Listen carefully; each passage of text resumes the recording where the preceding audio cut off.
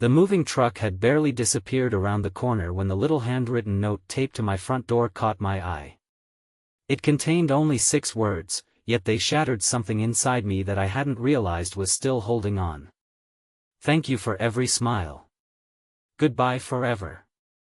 My hands trembled as I looked toward the small blue house across the street, where every curtain had been pulled shut and every flower pot had already been loaded away. I thought I had missed my chance forever. I believed I would never see the sweet, cheerful neighbor who had unknowingly become the brightest part of my ordinary days ever again. But life has a strange way of rewriting endings when hope refuses to die. If you believe kindness can change lives, forgiveness can heal broken hearts, hope should never be abandoned, and everyone deserves a second chance, please take a moment to like this video, leave a thoughtful comment, share it with someone who needs encouragement today, and subscribe to our channel so our community can continue growing together through stories that remind us of the best parts of being human. The neighborhood of Maple Grove had always been quiet, filled with trimmed hedges, bicycles leaning against white fences, and neighbors who greeted one another with warm smiles during sunny afternoons. For years, my life had followed the same predictable rhythm. My name was Garrett Holloway, a 36-year-old landscape designer who spent more time caring for gardens than caring for himself. After losing both of my parents within 3 years, I buried myself in work because flowers seemed easier to understand than people. Flowers never lied, never left unexpectedly, and never carried complicated emotions. My days became peaceful but painfully empty until the spring morning when a small yellow moving van stopped across the street. The woman climbing out of the passenger seat looked like someone who had spent months carrying invisible weight. Her name, according to the mailbox installed later that afternoon, was Maren Whitlock. She had gentle green eyes, freckles that brightened whenever she smiled, and an unmistakable habit of waving at everyone she passed. She was the kind of neighbor who baked bread simply because she thought someone might need cheering up. Within weeks she had remembered every elderly resident's birthday, helped children plant sunflowers along the sidewalks, and transformed her neglected front yard into a sea of colorful wildflowers that seemed to reflect her hopeful spirit. Although we rarely spent long periods together, our friendship quietly grew through everyday moments. We exchanged homemade meals across the fence. She laughed at my terrible jokes about stubborn weeds. I repaired the broken wooden gate in her backyard after a storm damaged it. She insisted on paying me with fresh blueberry pie, claiming desserts were a perfectly acceptable form of currency. Somehow those simple exchanges became the highlight of every afternoon.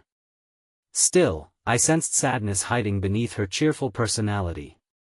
Occasionally I noticed unopened letters piling inside her mailbox or caught her staring into the distance while holding an old silver necklace. Whenever I gently asked if everything was all right, she would smile kindly and say she was simply having one of those days everyone experiences. I respected her privacy, believing that when people were ready to share their pain, they eventually would. One bright autumn afternoon everything changed. I returned from work expecting to see Maren watering her flowers as usual, but instead I found movers loading furniture into another truck. She worked quietly, avoiding eye contact, as though every box being carried away weighed far more than its contents. Before I could reach her driveway, the truck doors closed.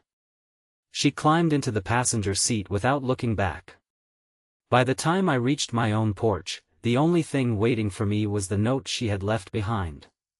For months afterward, the blue house remained empty. Wildflowers slowly disappeared beneath weeds. The cheerful porch became silent.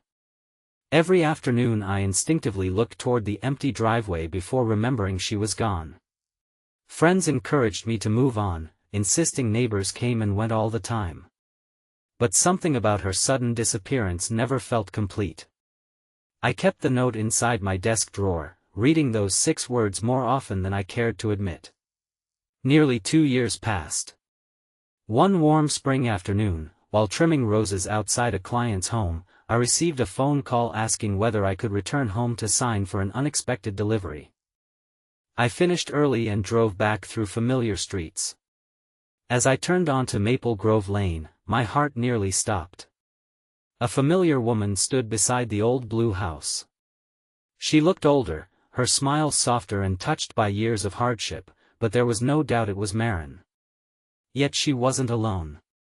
Standing beside her, holding her hand with complete trust, was a little girl with curly auburn hair and bright green eyes that looked remarkably like Marin's.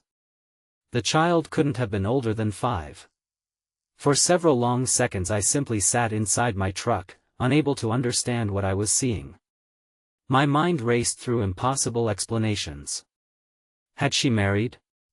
Was this her daughter? Why had she disappeared without saying goodbye? Before I could gather enough courage to walk over, the little girl spotted me first. She smiled with the fearless excitement only children possess and tugged gently at Marin's sleeve. Marin turned, froze completely, and covered her mouth as tears instantly filled her eyes. The distance between us suddenly felt much longer than the width of a suburban street. As we finally stood face to face again beneath the warm afternoon sun, years of unanswered questions lingered between us. Neither of us needed dramatic words to acknowledge the pain caused by her disappearance. Time had already spoken louder than either of us ever could. Little by little, the truth emerged. Shortly before moving away, Marin had learned that her younger sister had died unexpectedly following a long battle with addiction. The tragedy left behind a frightened 3-year-old daughter named Elodie with no stable family willing to care for her. Marin had immediately traveled across the country to fight a complicated legal battle for guardianship. Every day became filled with court hearings, paperwork, counseling sessions, financial struggles, and endless uncertainty. She had wanted to tell me everything, but the legal process required complete confidentiality until custody was finalized. Afraid of making promises she might not be able to keep and overwhelmed by grief, she convinced herself that leaving quietly would hurt less than explaining everything she couldn't control. Instead, the silence had hurt far more. She admitted there had been countless afternoons when she almost called, almost wrote another letter, almost returned. But each passing month made reaching out feel more difficult. Shame slowly replaced hope. As for Elodie, she had entered Marin's life carrying fear that no child should ever know. Loud voices terrified her. She refused to sleep alone. She rarely smiled. The cheerful little girl now standing beside us was the result of years filled with patience, bedtime stories, therapy appointments, endless encouragement, and unconditional love. Listening to Marin speak, every unanswered question I had carried for 2 years quietly dissolved. I realized that while I had been grieving the loss of a friendship, she had been fighting to save the future of a little girl who had already lost almost everything. Over the following weeks, the neighborhood gradually welcomed them home again. The abandoned flower beds bloomed once more, this time with Elodie eagerly helping plant every seed. Elderly neighbors baked welcome home pies. Children invited Elodie to ride bicycles through the streets. Laughter slowly returned to the blue house that had once stood painfully silent. I found myself becoming part of their everyday lives again, although things were different now. We weren't simply 2 neighbors sharing conversations over fences anymore. We had both experienced enough loss to understand how precious ordinary afternoons truly were. Elodie loved helping with my landscaping projects. She believed every flower deserved a name and insisted butterflies chose gardens based on kindness rather than color. Her innocent perspective somehow reminded every adult around her to notice small miracles we usually overlooked. Months later, during the annual Maple Grove Community Garden Festival, a violent thunderstorm threatened to cancel the event. Volunteers rushed to protect flower displays while families gathered beneath picnic shelters. Elodie became frightened by the thunder, instinctively reaching for Marin's hand. At the same moment, I realized something unexpected. The empty place inside me that I had carried since losing my parents no longer felt quite so empty. Without dramatic speeches or life-changing declarations, we simply continued choosing each other every ordinary day after that. I helped Elodie build her first vegetable garden. Marin encouraged me to reopen the family greenhouse I had closed years earlier after my father's death. Together we transformed neglected spaces into places filled with life, both inside our neighborhood and inside ourselves. The greenhouse eventually became a gathering place where children learned gardening, retired neighbors shared stories, and lonely people discovered they didn't have to remain lonely forever. Every blooming plant seemed to carry the quiet message that broken things are capable of growing again when given patience, sunlight, and love. Years after believing I would never see my sweet neighbor again, I stood beside her during another bright spring afternoon as Elodie proudly placed a handmade wooden sign near the greenhouse entrance. It read, "Every garden deserves another season." No sentence could have described our journey more perfectly. Before this story comes to its close, I'd love to hear from you. Please leave a meaningful comment sharing whether you believe people deserve second chances, or tell us about someone whose kindness changed your life when you needed it most.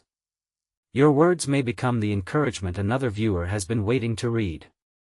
If this story touched your heart, please like this video, leave a meaningful comment, share it with someone who needs hope today, and subscribe to our channel so you never miss another emotional journey. Every act of support helps our family continue sharing stories that remind all of us that compassion still exists. Life rarely gives us the endings we expect. Sometimes people disappear not because they stopped caring, but because they are fighting battles too heavy to explain. Sometimes the goodbye we believed was permanent becomes the beginning of something even more beautiful. I once thought I had lost the kindest neighbor I had ever known forever. Instead, she returned holding the hand of a little girl whose future had been rescued by extraordinary love. In welcoming them back, I unknowingly found a family I never expected to have, and our quiet little street discovered that hope often returns when we have almost stopped looking for it. Long after the flowers of each season faded and bloomed again, the greatest thing growing in Maple Grove was never found in any garden.